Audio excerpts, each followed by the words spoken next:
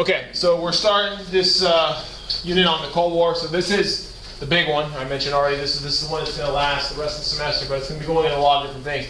Now, since we're going to be spending the rest of the semester on this, I would like to just today, before we actually start getting into like the actual events of the Cold War, I want to kind of go back real quick, and I kind of want to just review a lot of the stuff from the end of World War I all the way up to the actual start of the Cold War, so we can look at kind of the groundwork for it. So we're actually talking about a lot of stuff we've already looked at, but what we're going to do is we're going to look at it a little bit differently, and we're going to look at it from the perspective, okay, now, how did this contribute to the development of the Cold War? So most of today is actually review. All right, so first thing we're going to look at is Soviet relationship with the West. And this is 1917 to 1939, so prior to World War II. All right, so the first thing, this is review. You should already be well aware of this, but okay, in 1917, now this is during World War I. In the midst of World War I, in 1917, we get a revolution in Russia. Okay, so first of all, to understand, we're talking about World War I. So during World War I, on the Eastern Front, Russia was, pretty much alone in dealing with that entire front with the Central Powers.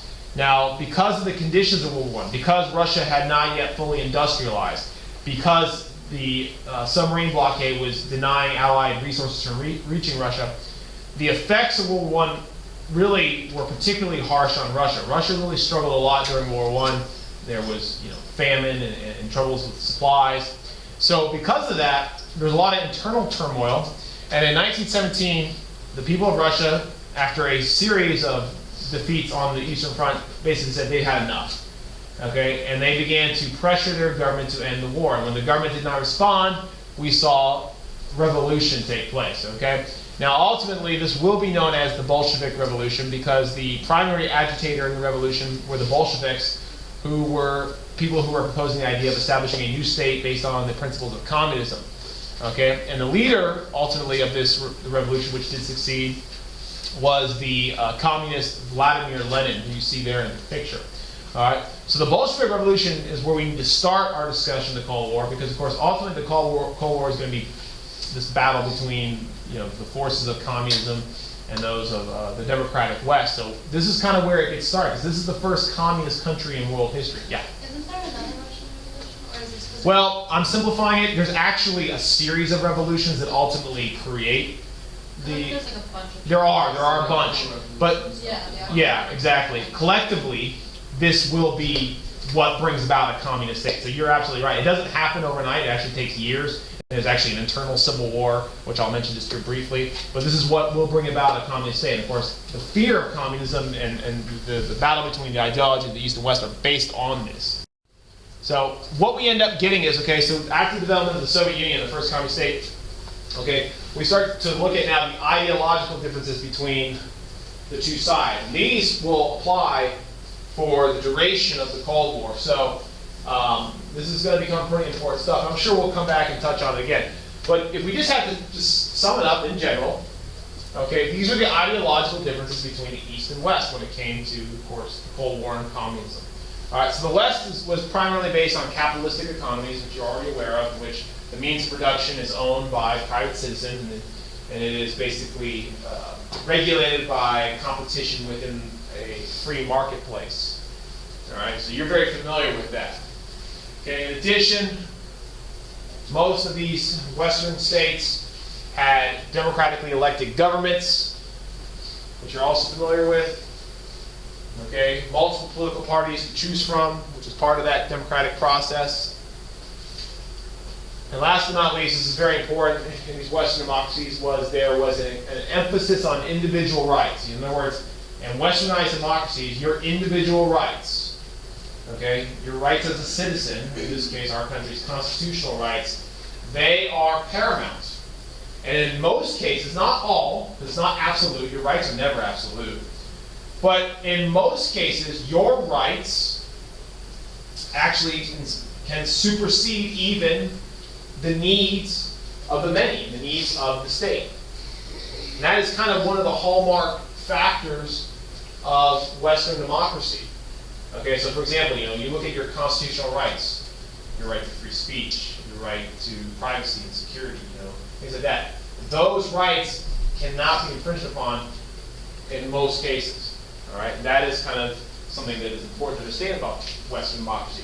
Now, in the Soviet Union, we had kind of the opposite, right? First of all, their economy. The Soviet Union, their economy was communist, which means the means of production was entirely owned by the state. There was no private ownership.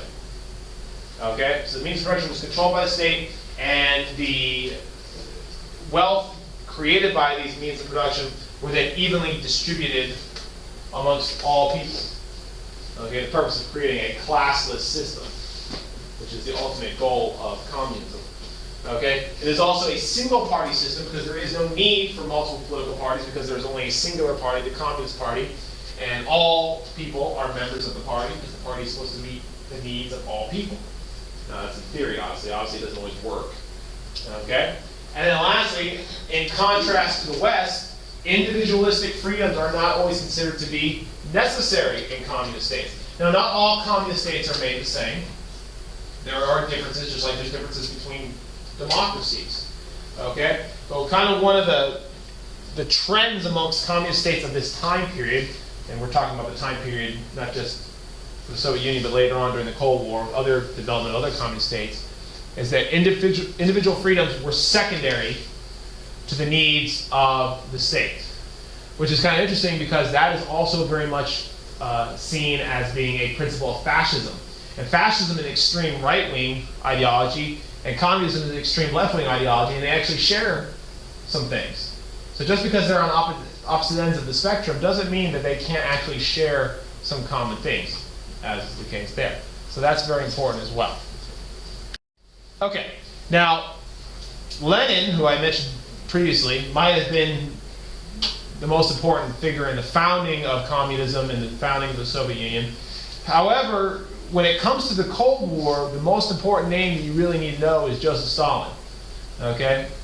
Joseph Stalin was the person who ultimately succeeded Lenin after a brief, very brief power struggle. After Lenin died, Stalin emerged as the sole real leader of the Soviet Union.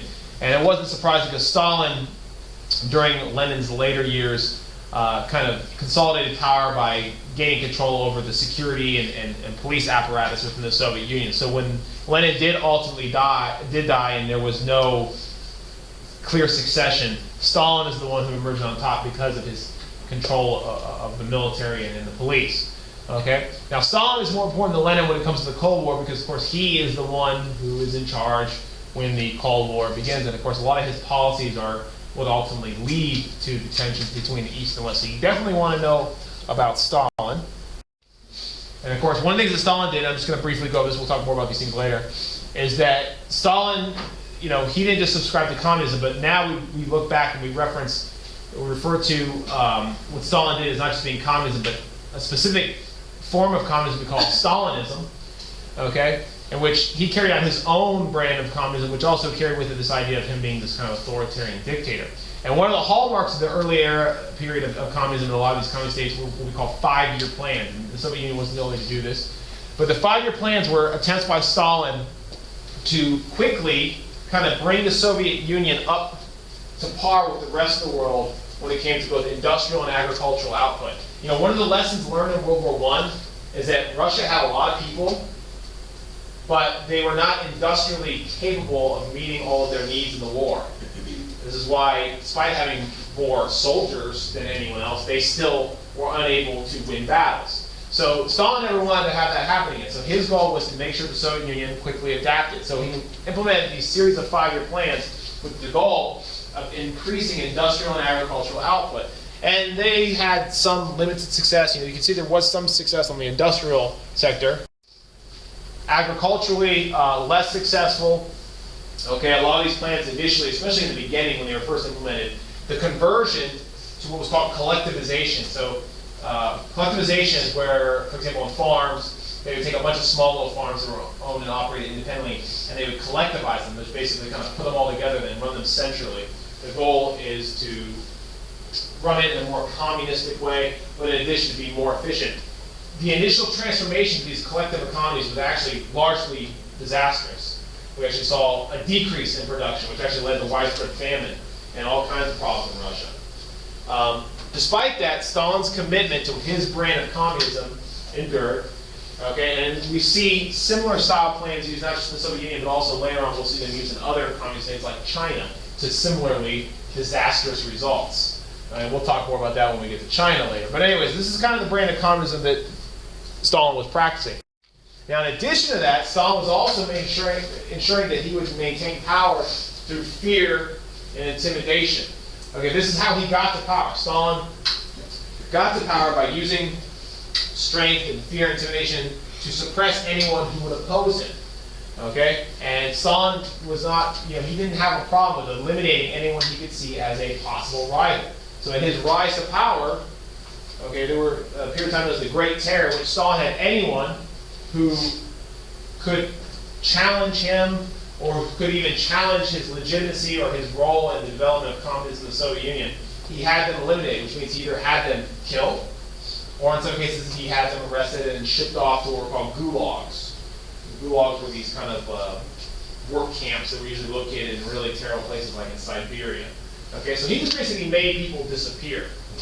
All right, and he was literally trying to rewrite history. Stalin was actually trying to rewrite history to make it appear as though he was more instrumental in the founding of the Soviet Union than he actually really was. He kind of wanted to make it look like it was like him and Lenin since the beginning. That really wasn't the case. Okay, and anyone who could challenge that narrative, he had simply eliminated. And Stalin was particularly paranoid. He wouldn't just have you killed. Okay, he would kill you. But then he would actually have his people go back and in the history books and in official documents and things like that, he would have your very existence erased. So for example, you look at this picture here.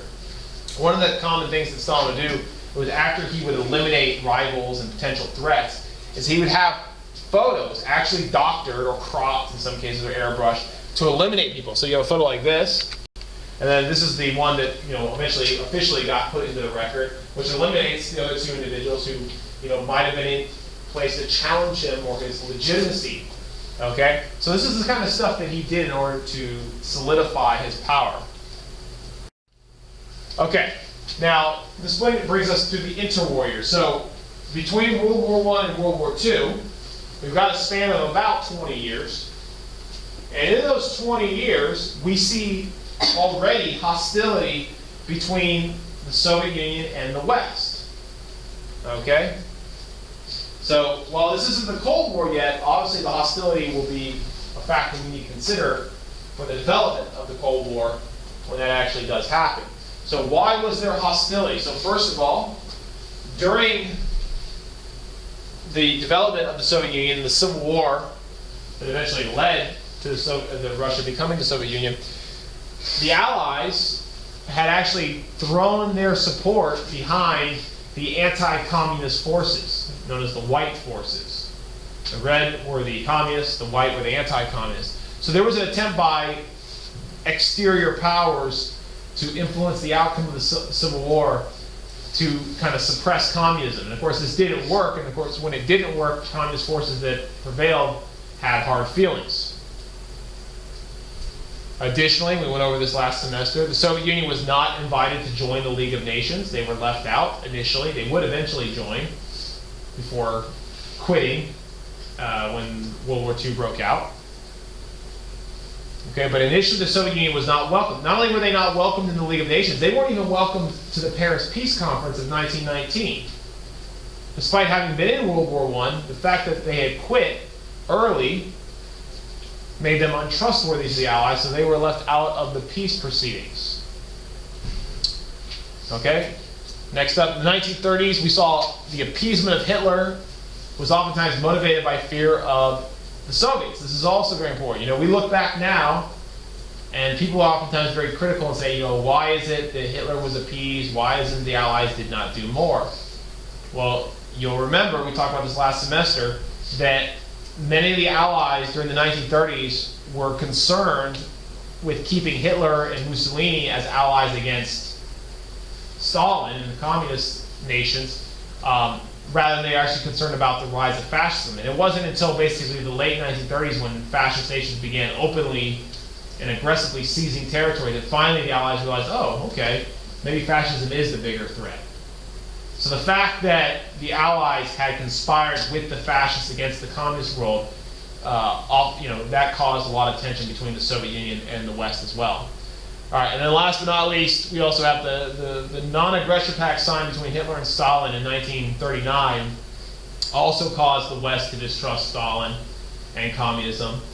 Many Allied leaders believed that Stalin and Hitler, this was signifying that they were actually working together. Well, that's not necessarily true. They weren't working together.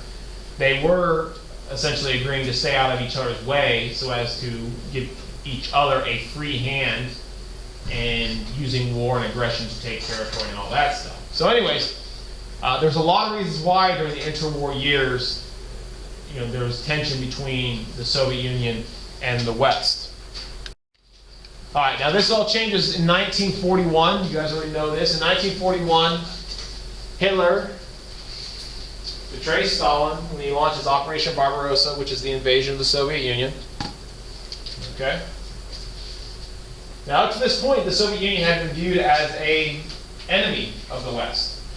Don't forget that during World War II, during the first 2 years of World War II, the Soviet Union had invaded Poland with Germany, as well as the Baltic states and Finland. So the Soviet Union was very much as much an aggressor as Nazi Germany was. However, the Allies had mostly ignored the Soviet Union because they were preoccupied with Germany. So then in 1941, when Hitler invades the Soviet Union, this changes because now the Allies see the Soviet Union as a potential ally to their cause. The fact that the Soviets were now fighting the Nazis now meant that the other allies said, hey, we could use this to our advantage. Okay, so in 1941, despite the past, the Soviet Union becomes a member of the Allied forces. It joins forces with Britain. Okay, and of course, shortly after that, the United States. All right, so the Soviet Union now becomes an ally for the rest of World War II. Kind of the enemy of my enemy is my friend type of deal. Okay, but I'm sure no one was under any kind of, false understanding that the Soviet Union was a good country and that, they could be trusted in all things. But at least until we could defeat the Axis, the Soviet Union would be one of our closest allies. Okay, and of course the ultimate result of this was the defeat of Germany and the Axis in 1945. And as I mentioned before, the Soviet Union was instrumental in this. If you look at the war in Europe and you look at the war against Germany, the Soviet Union, pretty much did most of the work necessary to the defeat of Germany, whereas, of course, obviously the United States was doing a lot in the Pacific. Okay, but the Soviets played an instrumental role in the Allies winning World War II. Of course, they lost 20 million in the process, which will play a factor later too. Okay, and as a result of this, we also talked about this a couple of weeks ago, the United States and the Soviet Union emerged from World War II stronger than we went in. Okay? That was one of the big kind of geopolitical effects of the war, was that the United States and Soviet Union emerged from World War II as superpowers. Meaning we, more than any other country in the world, had more power and more influence than anyone else. We individually could shape the direction of world events. Okay? And World War II had only put us in a more powerful position. So now what we're going to do is we're going to look at the reasons why the United States and the Soviet Union emerged as superpowers. All right, so first up, military dominance. Okay, both the United States and the Soviet Union emerged from World War II militarily stronger than we had went in. Okay? Despite the losses of the war, we were better off than the most, and of course, stronger than the rest of the world. So, if you look at it, the United States during World War II, we had amassed the greatest air force in the world. Okay, we had more bombers and planes, and of course, that was aided by us possessing the atomic bomb as well, which gave us a considerable advantage because we were the only atomic power in the world in 1945. Which was nice for us. However, the Soviet Union had developed the greatest land-based army in the world. In terms of sheer numbers and equipment, the Soviet army was unrivaled. All right? which is also very important because that will also help shape the development of the Cold War and what some of the decisions that are made early on. Now, which is more significant, which would have, been more powerful, we can't really say. We don't know. The two of us never actually went to war directly against one another, but certainly both of us were very powerful. All right, now other old world powers, superpowers. If you look at historically the past 300 or 400 years, you would probably argue that the two of the greatest superpowers in the world would have been Britain and France. But following World War II, Britain and France saw that their influence and their power were diminished. Okay, Britain and France were diminished to secondary power status. Okay, their inability to win the war by themselves, okay, had now diminished their role. Okay, they became secondary powers, which we'll be talking more about later. And of course, contributing to the Soviets' prominence was the fact that the Soviet Union was not flanked by strong military neighbors. There was no one there to keep the Soviet Union contained. Okay, so that also was an important factor. So we were the two most powerful militaries in the world in 1945. All right, economically, we were also two of the most powerful economies. And there's no question in the United States, this is one of the measures where we surpassed everyone, including the Soviet Union. Okay, the United States emerged economically better off than everyone else in the world from World War II. The mass production of war, total war, had pulled us out of the Depression, recovered us. Not to mention the fact that our economy was untouched by war. Unlike the Soviets, we had never been invaded or bombed. Okay, so our infrastructure was intact, whereas the rest of the world was in ruins. So not only did we have the industrial apparatus, we had no competition. There was no one in the world that could compete because we were the only game in town. If you wanted to buy stuff, you probably were going to have to buy it from us because we were the only ones making it because everyone else had been bombed and blown to bits. Which is why in the 1950s we had one of the most prosperous decades in American history. You always hear people say, why can't we do that again? Can we go back to that? No, we're probably never going to go back to that. Because in order to do that, we would have to destroy most of the world in competition. So unless we're willing to do that in order to regain some kind of production industrial superiority, it's probably not going to happen. Okay? So that the 1950s was kind of an unusual circumstance. Okay? Okay, additionally, some other things that the USA was committed to free trade. That's going to be our influences. We want everyone to buy our stuff, and free trade benefits us. Okay, the idea of no borders for doing business, that's good if you're a producer. So clearly we want, and this is one of the reasons why, we're going to help rebuild Europe.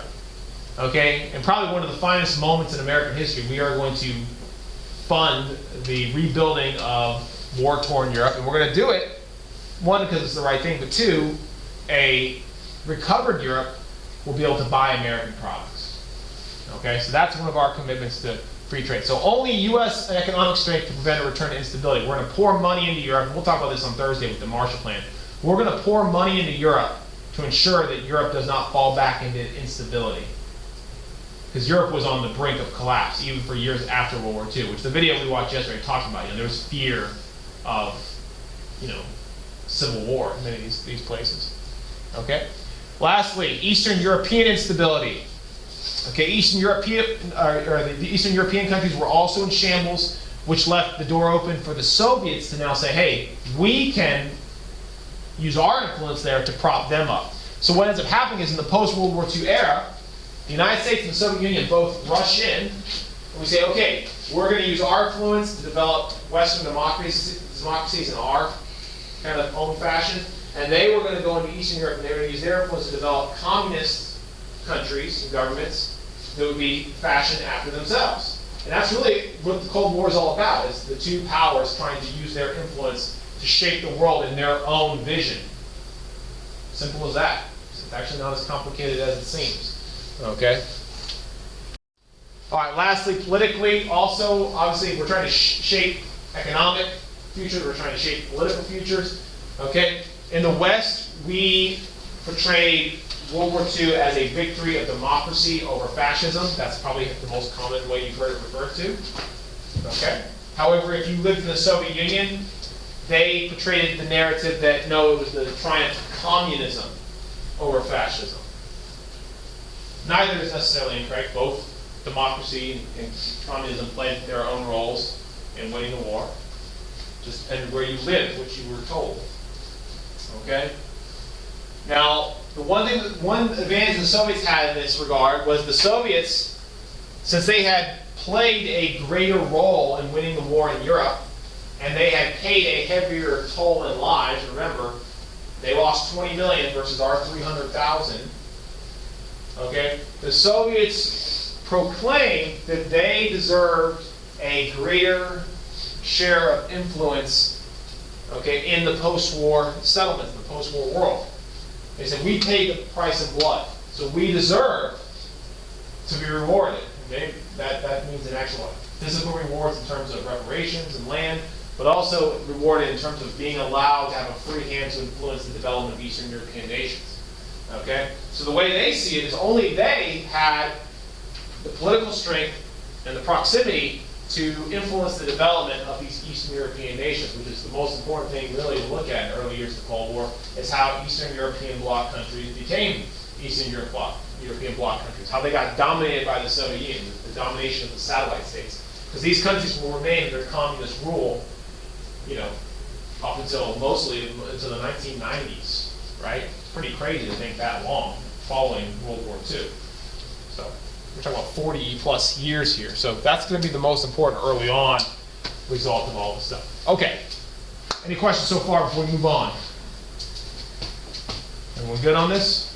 All right, I'll give you a second so you're still writing.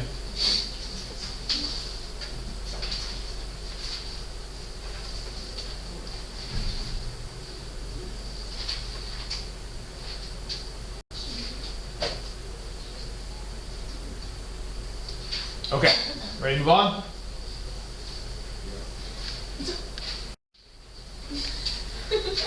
Nice. All right, now let's look at how the alliance between the United States and the Soviet Union and our allies broke down. So what we're going to do is we're going to go through the 3 wartime conferences. Now, we've already gone over these, so I don't feel like I need to spend a lot of time on them. You already know them. And I'm really not going to go over anything new, but all I want you to do is, as we look at the 3 conferences, what I would like you to do now is, as we look at them, rather than just memorize what was done, because you should mostly have an idea of this, I want you to think, how could these things be related now to the development of the Cold War? How could these decisions have eventually led to the distrust between the 2 sides? Okay, so let's start with Tehran. So Tehran is the first of our 3 wartime conferences. We've gone over this. Okay? So this is 1943. So this is right there in the middle of the war. So Tehran had a couple things being discussed, but when it comes to the Cold War, the most important stuff has mostly to do with this stuff down here. Okay? So I'm just going to ignore this stuff for now, but the German unconditional surrender was decided. It'll be the only thing accepted, so keep that in mind. Okay? Now, this bullet point here about the Allied invasion of France. You know, in 1943, the Soviets have been basically fighting the Germans almost single-handedly in Europe now for 2 years. Okay? And they had been experiencing really the full effect of the German military, which had been devastating them. Now, despite that, they were starting to make, you know, gains in the East and starting to drive the Germans back, but it was at a huge human cost. And Stalin needed help. Okay, so at Tehran, and Stalin had been now for 2 years been begging the Allies to open up a second front of France. He said, "I need you to open the front of France and take some of the pressure off of me." The Allies kept dragging their feet. At Tehran, once again, Stalin said, "Look, you've got to open up another front of France." Once again, Churchill and Roosevelt said, "We're not quite there yet. Give us a year." Now, Stalin wasn't very happy to hear this, but they did throw him a bone and say, "Look, we'll open up a front in Italy," which wasn't quite what he wanted to hear, but it would help. Okay? Now, what does this have to do with the Cold War? Well, you know, there's a lot of thinking both on the Soviet and American side that, you know, Stalin believed in many cases, he's reported saying that the Allies were purposely delaying the invasion of France so as to cause as many Soviet casualties as possible, with the hopes that the war would end with the complete and total destruction of both the Soviet Union and Germany, which would leave the Allies, the other Allies, the Western Allies, in a position to dominate the world. And there is actually some truth to this. We actually have, some records that show that, American leaders stating that the best case scenario for everyone would be if as many Germans and as many Russians died. That's us talking about one of our allies. Okay, so we were already seeing that the future, the Russians might not be our friends. Okay, so that there would continue to contribute a little bit to the tension between our sides, even during the war when we were allies. More importantly, in terms of the Cold War, is this stuff down here. Now, none of these things were formally agreed to. It's not like they were signing a piece of paper. It was like, okay, this is it. This is how it's going to be. These are largely informal agreements. And one of the informal agreements made at Tehran was that the other Allied leaders would have to concede to Stalin that he would have both influence and gain territory in the East. He says he needs to get Polish territory in order to create a buffer to protect him against future German attack. He also says that he's going to need to have the ability to influence Eastern European states. Now, in 1943, with the war still up in the air, the Allies had to keep Stalin happy. So they both agreed, Churchill and Roosevelt both agreed to these concessions, which would mean ultimately Stalin will gain Polish land and he will be given influence in Eastern Europe. Okay? So they had to keep him on their side. Of course, giving in, that's going to help contribute to the rise of the satellite states. But remember, these are just three guys essentially just sitting around talking and kind of making about these kind of informal decisions about the future of the world. All right, and that is important to these three guys because eventually when the lineup changes, it changes the entire relationship and dynamic of the big three. All right, next up is the Yalta Conference, which is probably the most famous of the three.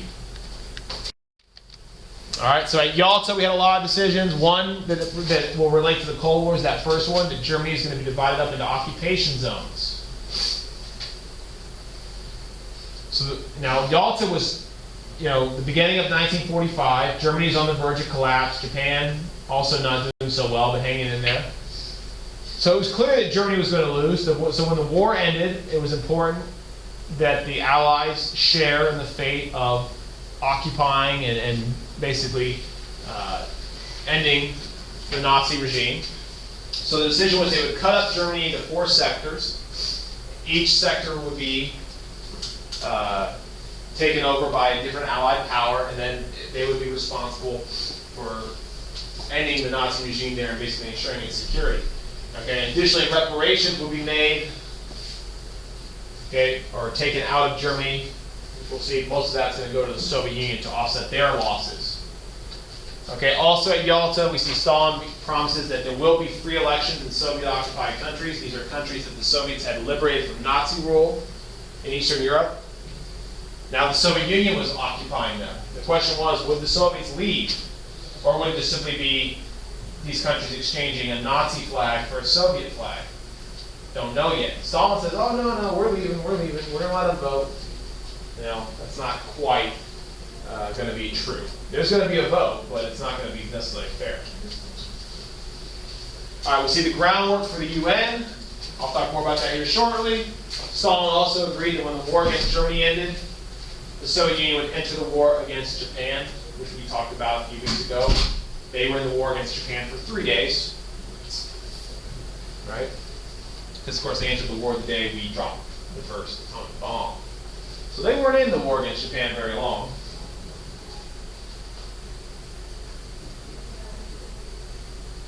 All right, once again, there was a commitment to moving the Polish borders, which was done without the input of Poland.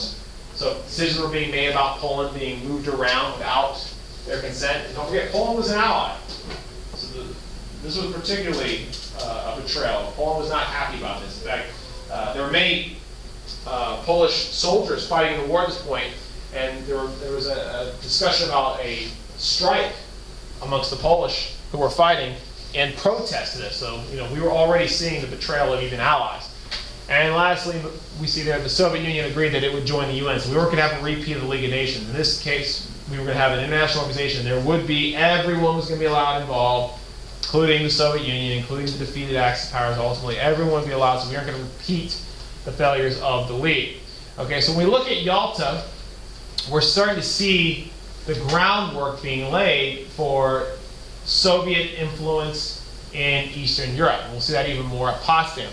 And if you look here, you look at this map shows you how Poland was being shifted around to placate Stalin. Essentially, what happened to Poland is Poland was just shifted to the west. All right, so the blue territory represents Polish land that was ceded to the Soviet Union to compensate them. And then the yellow territory was taken from Germany and given to Poland in order to compensate them for the loss of their eastern lands. And of course, like I said, this was very problematic. In the video yesterday, we talked about how millions of people found themselves displaced as a result of this. Germans were told that the order was given, and Germans were told that they had to leave. They had to leave their homes because now this land belongs to Poland. All right. So we had, even after the war, we had additional massive human dislocations caused by the war, which contributed to the refugee crisis. Now, one thing I like to point out, and I'll take a look at this. As we talked about our last conference at Potsdam, we have a major lineup change. Now, this is very important. This is not trivial. You don't have to know this just because it's something to know. This has repercussions. Right? At Potsdam, we have two new leaders. Now, think about this. At previous conferences over the past several years, you've had meetings, informal meetings of these three leaders, Stalin, Churchill, Roosevelt. They've been sitting around, they've been making agreements, they've been forming relationships. I'm not saying they were best buds, but they got along and they had worked out deals. Now you have this massive shakeup in leadership. First of all, Churchill's out. He's replaced by Clement Attlee, which I'd like to point out, this is probably the biggest shakeup because Clement Attlee was a member of the opposition party. Okay, Churchill lost his position because of elections. Elections swept out the Conservative Party. The Liberal Party was swept into office. So you had a liberal prime minister replacing a conservative one. So that particularly was going to be a shakeup within the big three. And then, of course, you have Harry Truman replacing Roosevelt. Roosevelt dies and Truman takes his place. Okay? And though they were the same party, they were both Democrats, Truman was not the same as Roosevelt. He did not have a relationship with the British or the Soviets. Okay? Roosevelt used to refer to Joseph Stalin as Uncle Joe. Like, oh, he's this nice guy, Uncle Joe. Even though he was a mass murderer. But Truman doesn't have that relationship. In fact, Truman very much did not trust Stalin.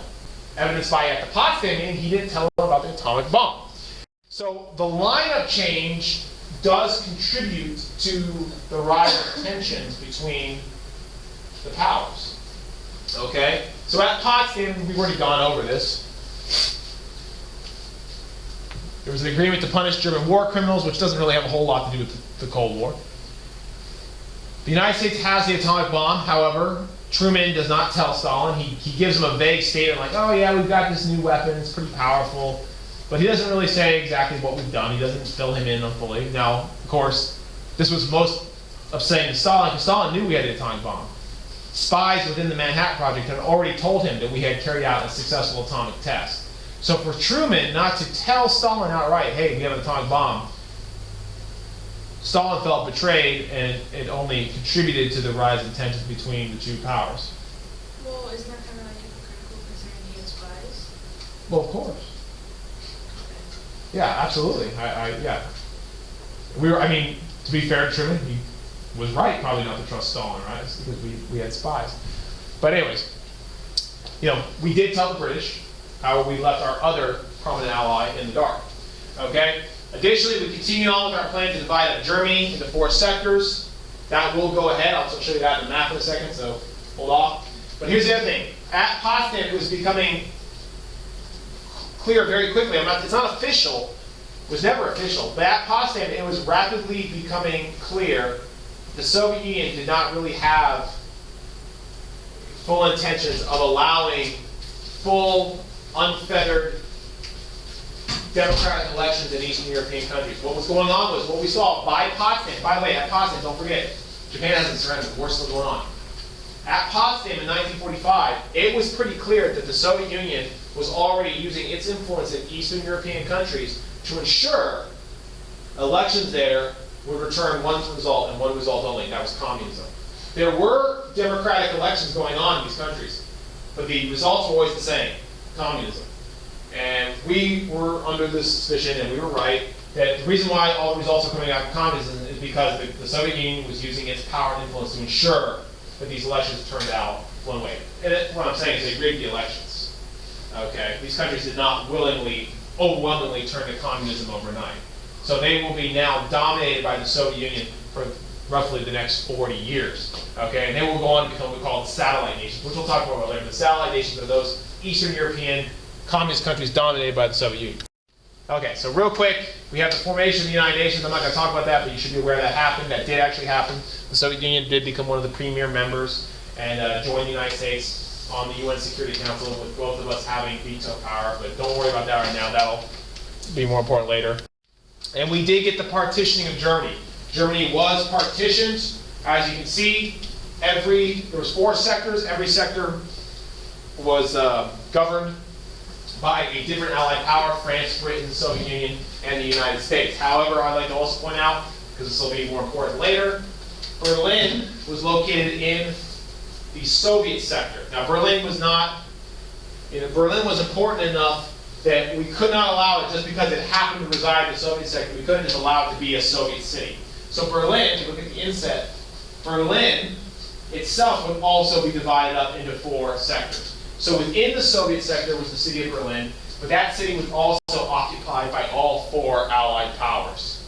Now that will become important in the very first big crisis of the Cold War, which is the Berlin blockade. That's the very first time we confront the Soviets. It almost leads to war. So do keep in mind that that is the case. All right, so before we get into that, this is just also a reminder about generally what was going on. Okay, in the post-war world in Europe, we had 2 competing nations with 2 competing goals. Okay, so what you have here, the superpower aims. So in the United States, and you don't have to copy all this down, but you can take a look at it. The aims of the United States were to encourage democracy in other countries, and also at the same time simultaneously prevent communist infiltration. Okay, we wanted to gain access to raw materials and markets that would help support our industries. We wanted to restore European economies so that then they could, of course, buy stuff from us, which would, of course, help U.S. markets. And we wanted to reunite Germany so that we could stabilize it and increase the security of Europe. Okay, our plan was not to keep Germany permanently divided. We actually wanted to restore Germany. All right. Now the Soviets, on the other hand, what they wanted was they wanted to encourage communism in other countries as part of Karl Marx's whole idea of a worldwide workers' revolution. Okay. They also wanted to rebuild the war-ravaged economy of their sphere of influence, and they wanted to use Eastern European countries' resources to kind of assist in that endeavor. You also had, they wanted to control Eastern Europe to protect their borders. That is going to become a key issue. Probably the most important thing you need to realize about the Soviet Union and everything they did in the post-war world was it all stemmed from a desire to secure their borders. And when you think about it, and I've said this before, you know, Russia, the Soviet Union, it had been invaded twice in the last 30 years, both times with just disastrous results, you know, 30 million dead between the 2 world wars. There is, you know, a good reason for why the Soviets would be concerned about being protected and why they would want to extend their influence over their neighbors to ensure that they would not have another war fought on their soil. So when you look at it from that perspective, you do somewhat see why the Soviets kind of behaved the way they did. And then finally, and this kind of goes with that last one I just mentioned, you can see control the Eastern European, keep Germany divided. Because Germany, of course, had been the threat to the Soviet Union and Russia the 2 times previously. By keeping Germany divided, the idea was it would keep Germany weak and they would never again pose a threat to the Soviet Union. So the Soviets, despite saying the opposite, they had no intentions of relinquishing control over their sector of Germany. And what we're ultimately going to get within a few years of the end of World War II is Germany's going to remain permanently divided. Germany's going to turn into 2 countries. You're going to have West Germany, okay, which will be fully independent and autonomous at some point. And then you're going to have East Germany, which is to become a communist state, which is a puppet of the Soviet Union itself. So that is really the competing aims of the two superpowers, and this is why the Cold War develops and is so focused on Europe, at least in the very beginning of the Cold War. The Cold War will eventually extend to Asia, but we're not there just yet. All right, so let's talk about some events. We're going to talk about a lot of events today, so there's no shortage of examples. All right, so the first one we're going to talk about is the Iran crisis of 1946. Okay, when World War II ended, the situation was, there were a lot of countries that were now occupied by Allied forces, and that many of which had been liberated from the Nazis during the course of World War II. One of the countries and one of the territories that had been occupied by Allied forces during the war was Iran. It was a strategic area that had to be held under control, not only for resources in terms of oil, but also to keep supply routes open, to keep the Allied troops supplied. So what we have is, in 1946, as the war is now over and everyone's kind of withdrawing their troops, there was this expectation that the Soviet Union would also withdraw their troops from Iran. But in 1946, the Soviets were delaying. They were doing everything in their power to hold on to that territory because they wanted to extend their influence in communism over Iran, because of course this would give them oil, okay? And it would also allow them to extend communism into the Middle East, which is something they were already doing in Eastern Europe. All right, so this is considered to be one of the first early crises of the Cold War, because it's really the first attempt by the Soviet Union to kind of force their way of life on another group of people. Now this one, ultimately, unlike with Eastern Europe, it doesn't end in a Soviet victory, because this is one of the first times in which the United States and, of course, the newly established United Nations used their power and influence to block the Soviets there. Okay, the United States, our allies, the UN, we all put political pressure on the Soviets, basically accusing them of what they're doing as international aggression. And of course, this early on, after the war, the Soviets were not eager to get into another fight. They were not yet ready for something like that. No one wanted another world war. Certainly in 1946, a year after World War II ended, no one wanted to see another massive war between what had once been former allies. So in this case, the Soviets did back down. As you can see in the cartoon, the pressure by the UN and, of course, the pressure by the United States helped influence the Soviets to leave Iran. But what's the significance of it then? The significance, of course, is it convinced the... I got the card, Sergeant. Okay. 7th period, Mr. Moyer. All right, Thank you so much. Okay. The significance of this is, of course, this is the first time we saw the Soviets now taking more bold moves to kind of, put their way of life, try to extend communism into new regions, the Middle East. All right. So we became more concerned because of this. Okay. Where else was communism threatening? Well, we also had communist influence growing in places like Italy and France. World War II had caused massive devastation, massive destruction. People had been, relocated. There were refugees. People were homeless and starving. This was a perfect atmosphere for communism to take over, because, of course, communism promised a better life. All right, and of course, the Soviet Union was at this time looking to extend its influence and even use its money to kind of push countries towards communism. So we were even fearful that communism might even take hold in places that, were considered part of the safe zone of Western Europe, like Italy and France. So like you see in this cartoon here, here comes the Soviet Union calling, and they've got all the answers. In this case, postcards from Uncle Joe, Joseph Stalin. All right. So our fear was, even if we didn't do something soon, we might even have to face the threat of communism, even in countries like France, which had been one of our allied nations. So we had to do something, and eventually we are going to step up when the threat becomes even more serious. So communism was a real threat, and there was the danger that it was going to expand. Okay, so it's at this point, as the video showed yesterday, that we turned to one of our most important diplomats and foremost experts on the Soviet Union, George Kennan. With what was going on with the Soviet Union in 1946, we needed to have some kind of analysis of the Soviet Union and what they were all about. So Kennan, who was one of our diplomats to the Soviet Union, was asked by the State Department to write an analysis of what the Soviet Union represented, what they were after, what was their kind of, what made them up. Give us some intelligence so we know how to deal with them. So Kennan writes this thing that becomes known as the long telegram. Okay, and he sends it to the United States, and there it is circulated within government, and it kind of becomes the basis for our entire understanding of the Soviet Union and their political aspirations. Okay, what they want to achieve.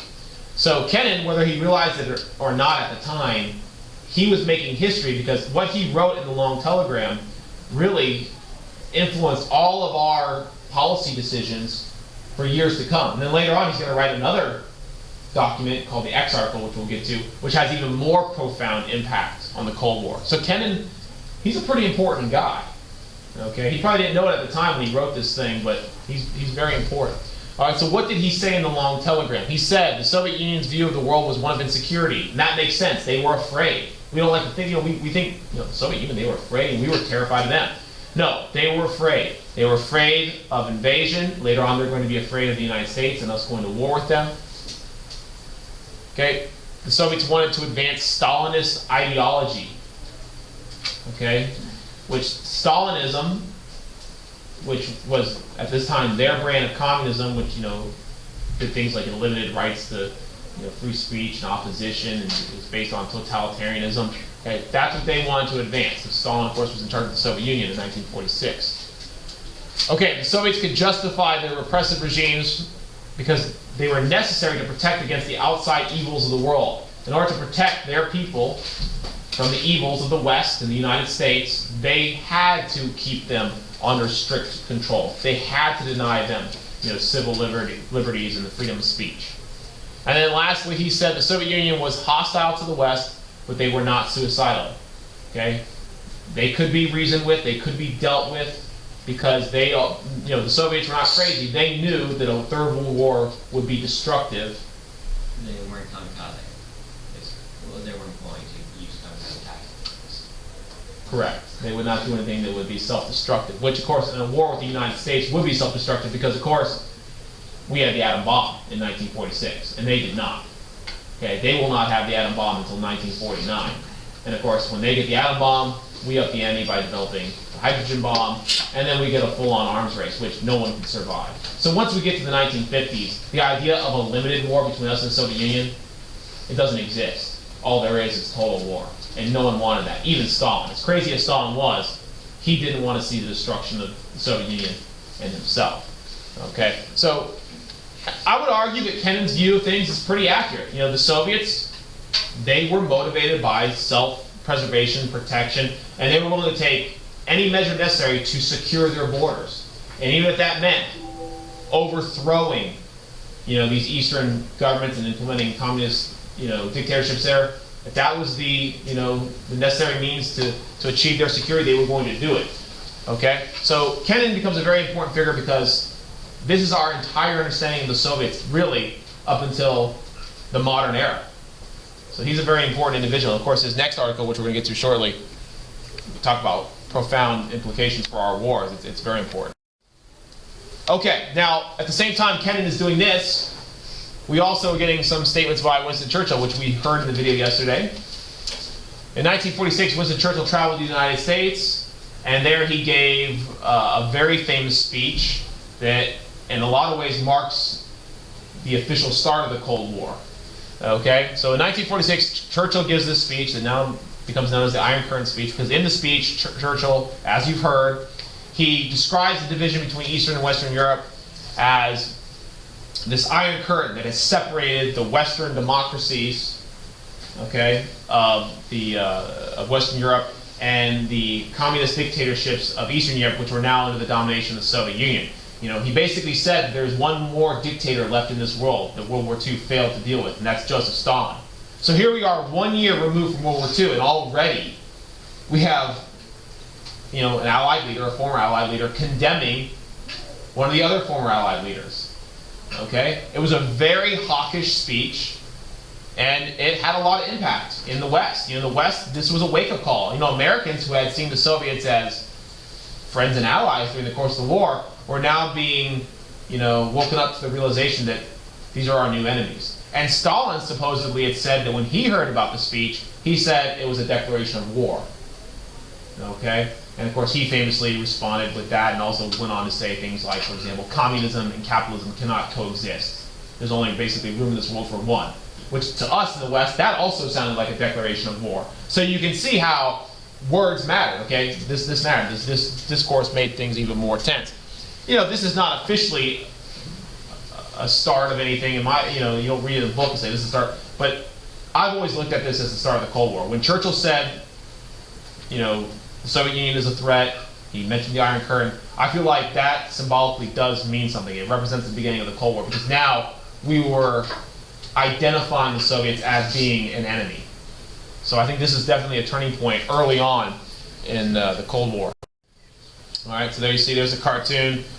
And of course, this is relative to the time period. You can see that the speech had a lot of influence. That term Iron Curtain becomes synonymous with the Cold War and the division between the East and West. We're going to use that term a lot. That Iron Curtain, that's where it came from that speech. But now it's part of the it's kind of our language when we talk about the Cold War. So it's pretty important you know that. All right, so this is essentially what the Iron Curtain was. Obviously you guys know the Iron Curtain wasn't a physical barrier, but that's not to say there weren't physical barriers. There actually were barriers put up blocking the borders between the East and West. And of course the most infamous of all the barriers, which isn't yet built but will be, is of course the Berlin Wall, which literally is a physical wall that separated West Berlin from the rest of East Germany. And that of course is an actual literal manifestation of the Iron Curtain, an actual barrier blocking the free ideas of the West and of course the domination of the communist East. But anyways, the Iron Curtain, if there was such a thing, it would be that red line you see there running down through Europe. Okay, and what it is the symbolic divide between Western Europe and Eastern Europe. And of course, Churchill said behind that Iron Curtain lay, all of these Eastern European countries that are now under the influence and domination of the Soviet Union. Okay, so he was actually saying, this is an important point to note, he was saying that these countries weren't just communists, because they are going to go communist. He was saying they're being manipulated behind the scenes by Stalin. Okay, so that's a very important point to make, because these countries are going to turn communist, but of course they are going to claim that they have independently and democratically gone communist, but in reality we know that Stalin used his power and influence to make sure that they turned out that way. Okay, that is the reality. So, as I mentioned before, I kind of view this as the beginning of the Cold War. And while there's no objective beginning, I think it's a pretty good starting point. I think you could make a strong case to say this is the beginning of the Cold War. But you could argue differently. You could say this. Some people say the Cold War began immediately when World War II ended. Some people say the Cold War began when we dropped the atom bomb. So there's a lot of differing opinions. This is what I think. Okay, next up, let's talk about the political, economic, and military division of Europe. Right along the lines with that Iron Curtain, okay? The split.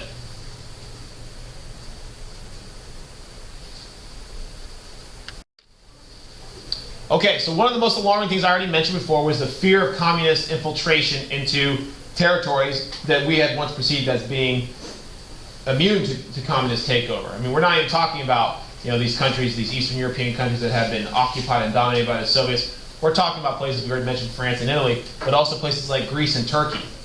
Okay, for example, in Greece, as the video showed yesterday, there was a strong communist movement there, and there was kind of a civil war raging within Greece between pro and anti-communist forces. Now, for a while now, the British had been kind of propping up the anti-communist forces in Greece and using their troops to kind of block communism there. But this had now turned into be a bigger problem. We were fearful that in these countries that were falling on hard times in the post-war world, communism was going to take root there, and then we would have a problem. So the United States decided that it was now going to become our responsibility to do whatever is in our power to block communism and its expansion.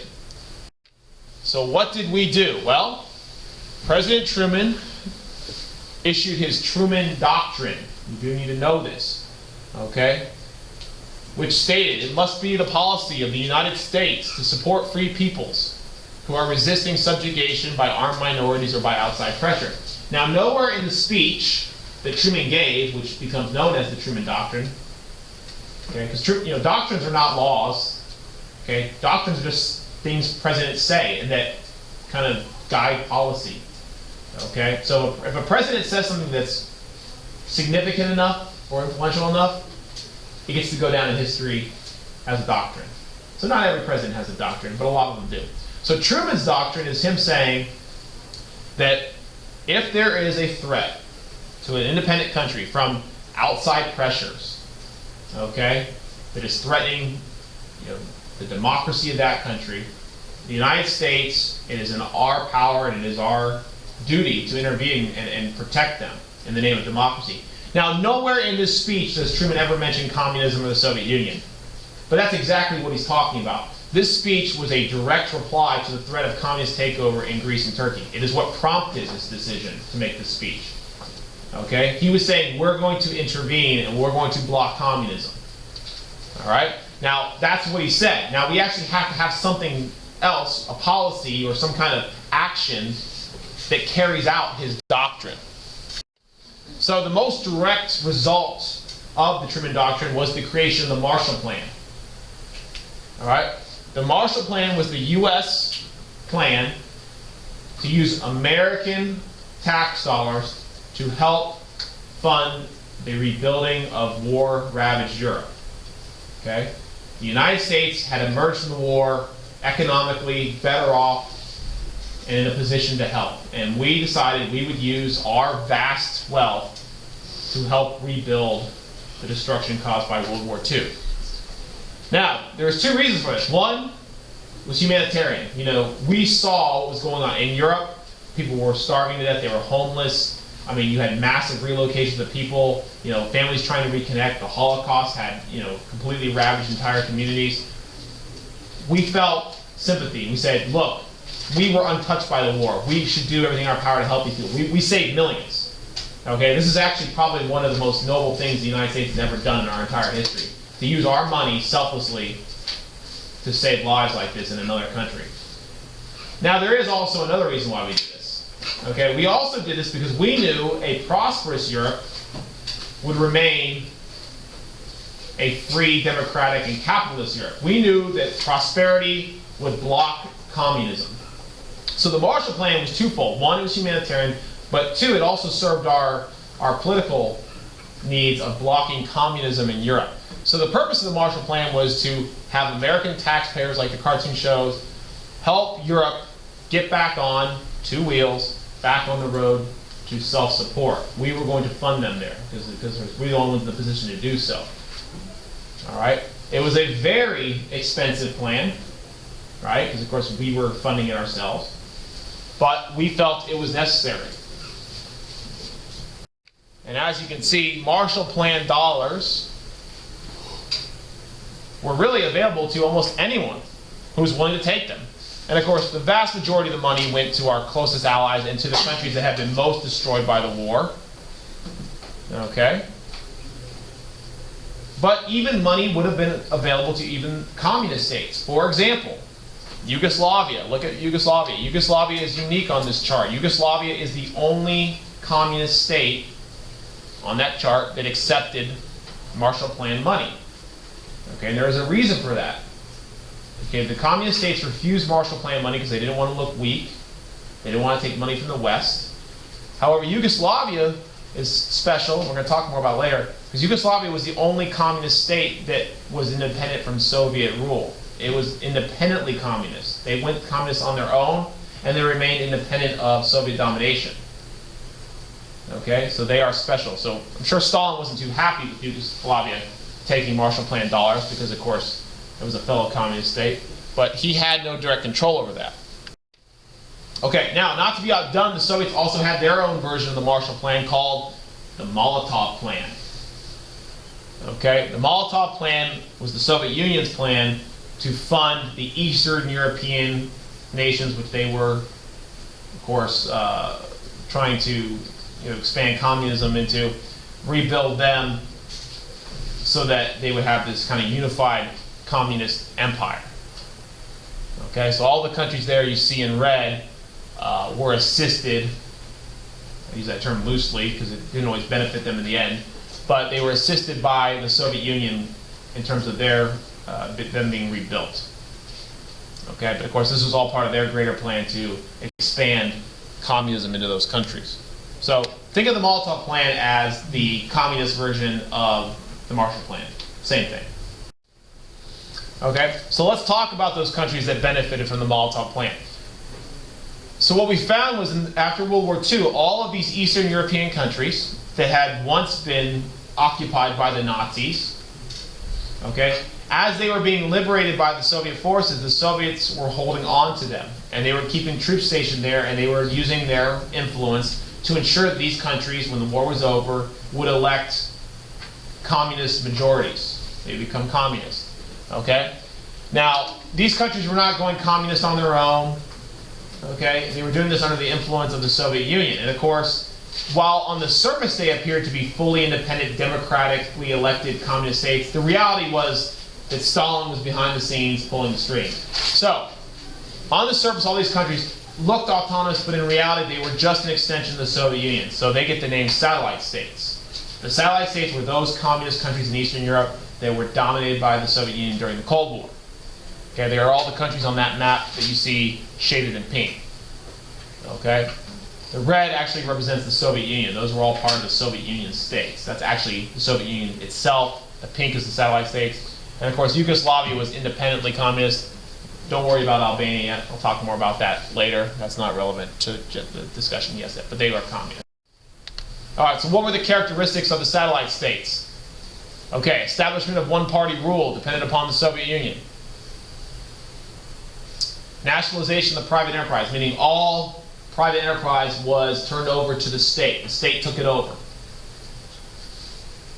I mean, that is communism. That has to happen. Establishment of Soviet-style five-year plans. So what they tried to do is what they had done in the Soviet Union in the 1930s.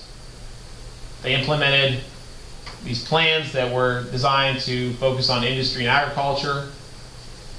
Okay? But really, the plans were mostly designed to benefit the Soviet Union. The Soviet Union exploited these satellite states as their own personal colonies so that they could reap the resources from them to benefit themselves. Okay, there's stories about the Soviet Union literally going into these countries, dismantling all of their heavy machinery, putting it on trains and shipping it back to the Soviet Union for their own benefit. Okay, so the satellites only existed to serve the greater needs of the Soviet Union. And that is why during the Cold War, there is such suffering, you know, and poverty and all these problems in these satellite states. Because really, they were not being operated for the benefit of the people who lived there. They were being operated for the benefit of the Soviet Union. Okay, so communism really didn't do these countries a lot of favors. They really didn't do very well. Okay, and even today, there's a tendency that Eastern European countries, their economies aren't as strong as those in the Western European countries. Not always, though. And a lot of that, I would argue, is largely a legacy of having lived under communism for 40 years, essentially. Okay, and then finally, social and ideological controls. Within these satellite states, there were police powers and elements that, you know, suppressed freedom of speech. They suppressed political opposition. Basically, anything that opposed the communist will there was being suppressed by the Soviets. Okay? So they did the bidding of the Soviet Union. It was a monolithic movement in Europe, meaning singularly led by the Soviet Union, with the exception of Yugoslavia. Okay? What about Yugoslavia now? What's their story? Well, as I said before, Yugoslavia was independent, but it was also communist. The reason being is that Yugoslavia had largely defeated the Nazis late in the war by themselves without a whole lot of Soviet help. So there was really no need for a large Soviet occupation force there that would have led to Yugoslavia naturally becoming a satellite state. However, Yugoslavia did go communist, okay, but it was not at the kind of control and mercy of Stalin. It was independent, despite being communist. So it was still part of the communist world, but it was not part of the Soviet Union's monolithic communist movement. So because they were independent, there was nothing preventing them from keeping relations with the West, like accepting Marshall Plan dollars, which they did. Okay, so the leader of Yugoslavia, up until I think 1980, was this guy named Marshal Tito. Okay? So he's going to become the face of this independent communist movement that is eventually going to take place in the world in places like Cuba, okay, and later on Albania and Vietnam, okay. So not all communism was led and controlled by the Soviet Union. However, did we know that at the time? No. We actually believed that all communism in the world was really centrally controlled by the Soviet Union. Even when China goes communist, it was under our impression in the 1940s and 50s that China was just a part of a bigger movement that the Soviet Union was leading. We didn't know that. We really believed that, okay? So we didn't fully understand this. But still, we did give Marshall Plan dollars, Western aid, to Yugoslavia. Our question usually comes up is, well, why would Stalin, with everything we know about Stalin, why would Stalin stand for this? Why didn't Stalin just use force and take Yugoslavia? He could have. You're absolutely right. I mean, he could have done it. But he didn't because he didn't want to be at war with the communist world. And how would that appear? Communism was supposed to be this unified movement of workers overthrow capitalism. How would it look if this one communist nation was at war against another communist nation? So he allowed, even though he hated it, okay, Stalin allowed Yugoslavia to kind of go their own way. And that's very unusual because no other country was allowed to go their own way up until the 1980s. In the 1980s, when countries were allowed to go their own way, that's what eventually led to the collapse of the Soviet Union, because they went their own way and that went away from communism, right? So, anyways, this is a unique example. All right, I mentioned Kennan was going to be more influential than just the long telegram. Later on in 1947, Kennan wrote another important document, which becomes known as the X article, or the Mr. X article sometimes. And in it, Kennan said that, the Soviet Union, they are expansionists, which he was right. Their idea is one of aggression, foreign policy, expansion, securing their borders. And Kennan argued that it should be the policy of the United States to block communist expansion. Kennan distinctly said, he said, we should not try to eliminate communism where it is. We should not try to roll it back. He said we should simply block its expansion. This is what he called containment. All right, contain it where it is. So all those countries you see in red there, they were already going communist. There was no sense in us trying to do anything about that. We weren't going to succeed. What he did say is that if communism tried to go anywhere else, we should do everything in our power to stop its expansion, because it is inevitably going to spread. That is the nature of communism under the Soviet Union, he said. Aggressive, militaristic expansion. And he was right. Okay, they were expansionists. So what you're going to find is that this idea of containment is adopted by the United States, and it is essentially the guiding policy of everything we do regarding the Cold War up until really the 1980s. I mean, if you look at every single intervention we have in the foreign world, from 1947 up until the 1990s, when the Cold War eventually came to an end, it's all guided by containment. Okay, so we're talking about what? Korea, right? We're talking about Vietnam. We're talking about places like Guatemala, which most people don't even know about that we did that, and also talking about little things like the invasion of Grenada. Okay, all of that is guided by the principle of containment. So this X article arguably is one of the most influential, American documents in the history of our country, and it came from Kennan. So twice Kennan now has made history. Okay, now we allowed that to happen because at this point the Soviets were so entrenched in those places we couldn't do anything about it. Like Kennan said, we're not going to roll back communism. Okay, where we've lost, we've lost. We've got to just accept those losses and move on. So we accepted those. It was alarming, but we accepted them. The first really big crisis of the Cold War that put the United States and the Soviet Union close to conflict and really on the verge of war. I mean, this could have been World War III right here. I mean, one of our plans in this crisis called for World War III, so it's not out of the question. So the first really direct crisis between the U.S. and the Soviet Union was the Berlin crisis, okay, in 1948. So you guys should be aware of this from U.S. history, but you all remember Berlin was located in the Soviet sector of Germany, okay? Everyone had a piece of Germany. The Soviet sector is where Berlin was. However, Berlin itself, the city of Berlin itself, was divided also into sectors. Now, Stalin resented the fact that there was this kind of democratic outpost in his communist sphere of influence. He wanted the Allies gone. So, in a gamble, Stalin blocked all the roads and railways leading from West Germany through East Germany to West Berlin. Y'all follow what I'm saying here? Okay? He's trying to block all the roads that would have supplied the city of Berlin. So this border right here, he set up roadblocks so no one could get through. Now the reason he did this was he was trying to deny West Berlin access to supplies. He hoped that if he blocked all the roads and the railways, West Berlin would eventually starve out. The people there would have no food, they might run out of water or medical supplies, and then what would happen is the Allies would be forced to turn the city over to Stalin to, alleviate the suffering there.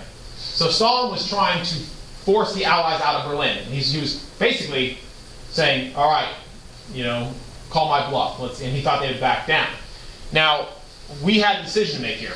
We believed that if we did not supply West Berlin, the city would fall probably in about a month. Okay? We didn't have a lot of time. So we had a couple of options. One option was to let Stalin have it. Okay? Was it worth it? Should we just not give Stalin West Berlin and say it's better that he gets the city than have World War III, which will kill millions? That was an option, a realistic one. Another option that Truman had was, well, what if we just go through by force? What if we get our tanks, we run the roadblocks, which obviously will cause some shooting, and we call his bluff and see if he's really, ready to go to war over this little city. So we believed that if we did that, though, it would be World War III, and our intelligence told us that if we started World War III with the Soviets in Europe, they would defeat us. We couldn't stop them. They had too big an army. They would have just swept through Europe, and we would have not been able to slow them down. So that was obviously not a good option. So the third option that Truman took was to supply the city by air. So because of this crisis, we launched the Berlin Airlift. Okay, so the Berlin Airlift was a year-long program where we supplied West Berlin via airdrops. Okay, so round the clock we were launching planes from West Germany, flying to West Berlin, bringing in supplies, food, water, medical supplies, everything they needed, fuel, to keep the city alive. And this was, of course, very expensive because, of course, it had to run round the clock, and it went on for over a year. But we felt it was necessary because we did not want to lose that city. Because, of course, that would be appeasing Stalin. We wanted him to learn that you can't take whatever you want by force. Now, of course, this wasn't entirely safe. There was nothing stopping Stalin from shooting down one of our planes. But we hoped that he wouldn't, because we also believed that he did not want war. So the Cold War was kind of a game of chicken. Everyone was trying to intimidate the other one into giving up concessions, but no one really wanted to fight. So this worked. Stalin allowed the planes through. We supplied the city. And after about a year, Stalin realized, well, it's not going to work, the plan. So he eventually just quietly, without saying a word, one night, he pulled down all the roadblocks and the roads opened up again. Just like that. And nothing was ever said. So this was really one of the first big conflicts of the war, Cold War, and arguably we won without firing a shot. Okay? But it caused tension between the United States and the Soviet Union to increase because now we realized Stalin was willing to gamble on war to get what he wants. So it was pretty scary. So there's a picture from the airlift. There you actually see the plane bringing in the supplies. And of course, the Berlin airlift was a huge, propaganda boost for us. I mean, here you have the Soviet world, the communists, using aggression, harming these people to get what they want. And then here you have the Americans and our allies coming to save the day, bringing in supplies, keeping these people alive. And on Christmas, we were bringing in presents for the kids. So we looked like the good guys. So in that way, it was a big success for us. All right. So essentially what you had was, by late 1940s, early 1950s, Europe was now divided, polarized into two camps. And eventually these two camps will evolve into two military alliances. Now this is getting a little ahead of myself, but I'm going to tell you now because you need to know. Okay. In the West, the alliance of countries that were allied with the United States against communism and the Soviet Union, okay, they formed an alliance called NATO, North Atlantic Treaty Organization, which is still around. Okay, essentially, NATO was a defensive mutual alliance, military alliance, opposed to communism. Okay? And then in the East, the Soviets, not to be outdone, after NATO was formed, they went on to form their own defensive military alliance that they called the Warsaw Pact. although it has, it's less significant than NATO, and the reason being is the countries that were members of the Warsaw Pact didn't really have a choice. So, you know, it was really more propaganda and political to create this aid, because those countries were, I mean, essentially, those countries were just an extension of the Soviet Union. Yeah, they had different names like Czechoslovakia and Poland, but really, it was just the Soviet Union, okay? It was, in terms of who was controlling it, at least at this point in history. Now, that's not going to be permanent, but the Warsaw Pact was all the communist countries. Okay, now, eventually, we did see some of these countries try to fight back against communist domination. And one of the first countries that attempted it was East Germany. East Germany, which was now an official country, okay, split from West Germany. East Germans actually did rise up in opposition to Soviet and communist domination there. And the world kind of watched on to see what would happen. What would the Soviets do? Now, the United States, as much as we would have liked to help these people, we couldn't take the risk. I need the following students to report to the front office when the bell rings. Mary Wilson, Sadie Russ, and Tara Wecker. So what happens is, as you can guess, the Soviets, they send in the troops, they send in their tanks, they crush the opposition there, the rebellion against communist rule is defeated, and this goes as, you know, to show as an example of what would happen if people tried to challenge communist rule in any of these Eastern European countries. And we are going to see other challenges. Okay, but they all end with very similar results. The Soviet Union is not afraid to use force. I mean, thousands of East Germans were killed during this uprising. Okay, last slide. So what was the situation in 1949 where we're ending today? The Cold War has begun. Europe is divided along political, economic, and military lines. Political, we're talking about democracy versus dictatorship, totalitarianism. Economic, we're talking about capitalism versus communism. And then, of course, militarily, we're talking about NATO versus the Warsaw Pact. That sounds like an essay prompt almost, right? Germany is going to remain split. We're going to have East Germany and West Germany, which are separate countries. Some of you, when you read that article the other day about the German President Merkel, you said, what's the story? She's from East Germany, she can speak Russian. Okay, she grew up in East Germany. She grew up in the communist sector. So that's what we're talking about here. Okay, the U.S. had abandoned isolation. The days of our post-World War I, isolation where we stay out of the affairs of Europe, that's done. So the modern America that you know today, the modern United States that is very interventionist and sticks its nose everywhere and gets into a lot of things and tries to shape world events, is really born out of the Cold War. Essentially, we are still under the same kind of mentality that we had during the Cold War. All right? And then finally, lastly, Western European countries, our allies, they also developed a sense of unity because they were all united by the common Soviet threat. They were fearful that one day, the Soviets might come for them. So NATO helped bond them together. All right? So we are now firmly in the Cold War.